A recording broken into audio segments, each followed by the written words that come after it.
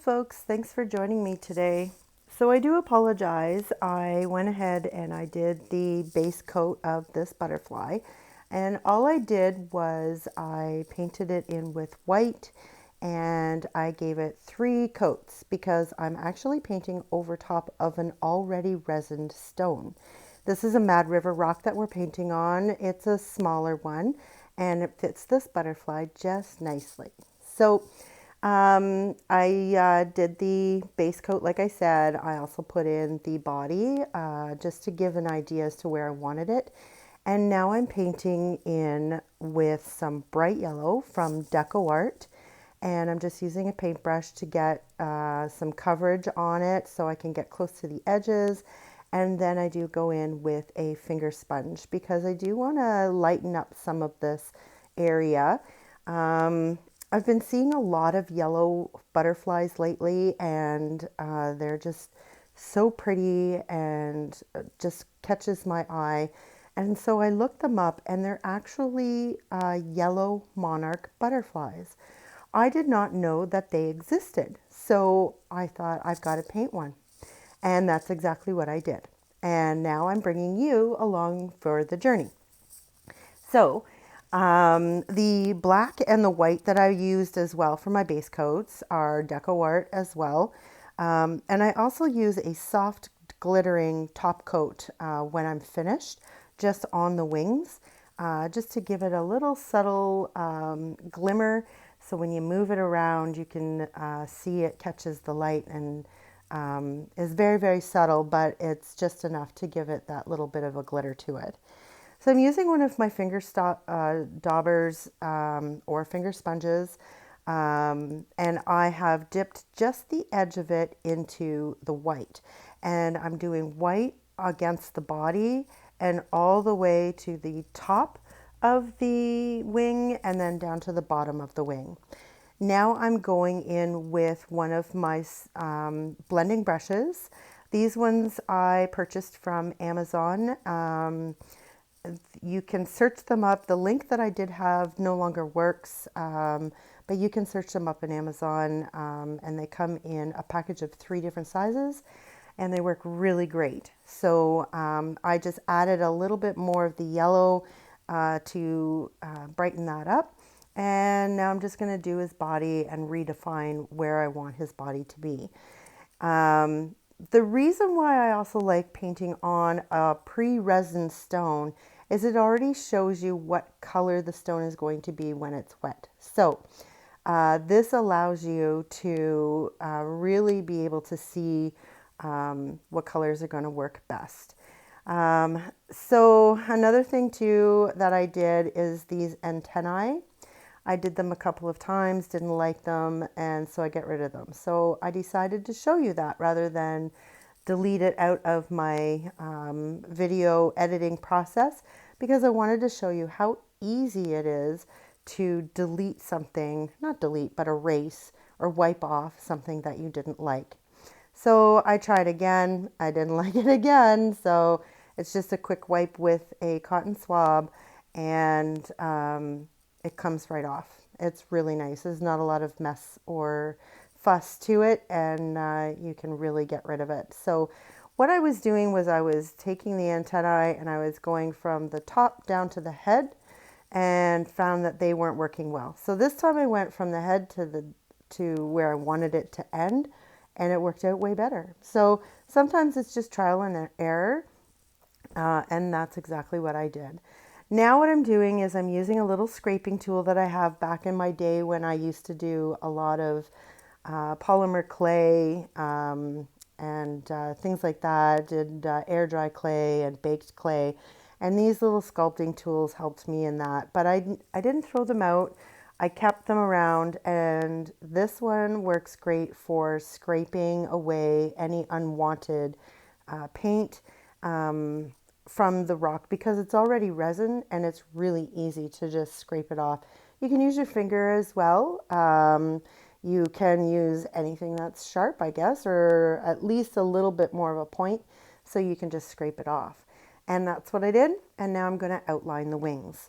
So I outline them with my fine lining brush, and I made this one myself. If you're interested in making one and learning how to do it, there is a link in the description that will take you to my tutorial that shows you exactly how to make your own fine lining brush.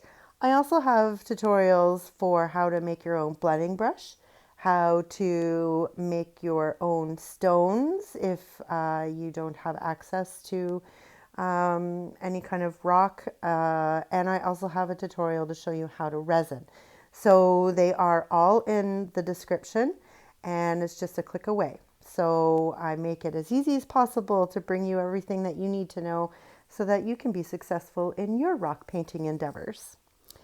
So I'm just outlining this little guy here, and now I'm going to put on sort of the design that I want, just outlining in black paint, and this time I have to be really careful, and I didn't draw it on first. I probably should have. I did on the bottom ones, but this one, actually I did. I can see it now. There's a little bit of a pattern that I'm following. So I did draw it on. So my apologies. But I have to be careful because I can't erase as easily if I make a mistake because I'm painting on top of paint now instead of painting on top of the resin. So you've got to be a little bit more careful with this when you do this. So I just made a few loops, and I didn't really bring the extending part down to the bottom of the wing or where it attaches to the body because I just wanted to get the basic outline of it so that I could really paint in this black part, because I will be putting some white dots on there as well. So now is when I come in and I really sharpen up those lines and make them look a little bit more symmetrical, or I guess more defined. And I also fix up any of those little loops that I do. So I think on this one here, I make a boo-boo. And I do apologize if I am speaking out of turn. It's been a while since I've seen this video, but that is what I do, is I will fix up those little, the curvy parts, and anything else that I need to do. Bring those lines down into the wings, just to give it the look that I'm going for. And of course, butterfly wings are identical from one side to the other, so I'm doing my best to keep it identical. If it's not a big deal. This is what makes art art, because if it was perfect, then a machine probably did it, not me, or AI if if you're into doing stuff with AI. I'll be honest with everyone, I'm kind of scared of AI. I'm what it can do and how it makes lives so easy is terrifying to me. So I prefer to just, turn on my analog radio in my craft room and just go to town with my paints and just do everything analog because AI just is very terrifying to me. Let me know what you think about AI in the comment section below. I'd be interested to know how you feel about AI. I know it can be beneficial for some things, but with everything that is intended for good, there's always people out there or individuals that can find how it works for them in maybe a criminal way, or maybe in another type of way that's not what its good intentions were for. So that's what I get worried about with AI. And I just also want to let you know too that this will be my last video for a couple of weeks. I am going away to help the fire efforts in Northern Ontario. So I will not have access to my paints or anything like that. So unfortunately, I won't be able to post anything new for you, but I do invite you to please check out some of my older videos. Maybe what I'll do is I'll send out some recommendations or maybe some of my favorites and put them as a premiere or something like that so that you still have something to watch. But I do have to fulfill my duty to help out with the fire efforts in Northern Ontario. So I will be doing that for the next couple of weeks. And I'll just say my little blurb here too, that the quickest and easiest and fastest way for you to let me know that you like this video is by clicking that thumbs up button. If you're new here or you've been visiting for a little while and haven't subscribed yet, please do so. And make sure you click that little bell. It will give you a notification when I do post something new, or if there's something new going on my page. So make sure you have that all clicked and ready to go. So I'm doing the dots, the white dots here. You see me doing these, trying to keep them as symmetrical as possible. So I dot one side to the other side at the same time, just trying to keep it all even and straight. I really liked how this turned out. It was very, very pretty, and it is exactly like the yellow butterflies I've been seeing flying around lately. And now I'm just putting on that soft glittering top coat before I let it dry for a coat of resin.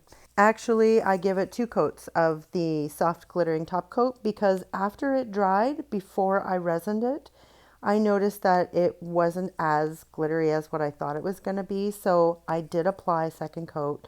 And the second coat also includes painting over all of the black areas and the white dots, but also going into the yellow where there was already the first coat. So it still is subtle, but it's a little less subtle than it used to be. I do that, and then I didn't do the body or the antennae. I could have outlined those in gold, but what I really wanted was the visual to be extreme onto the wings of this butterfly. So that's why I didn't do anything with the body or the antennae. So there you have it. That's about it. I hope you enjoyed the video. And remember, life is what you make it. So get creative.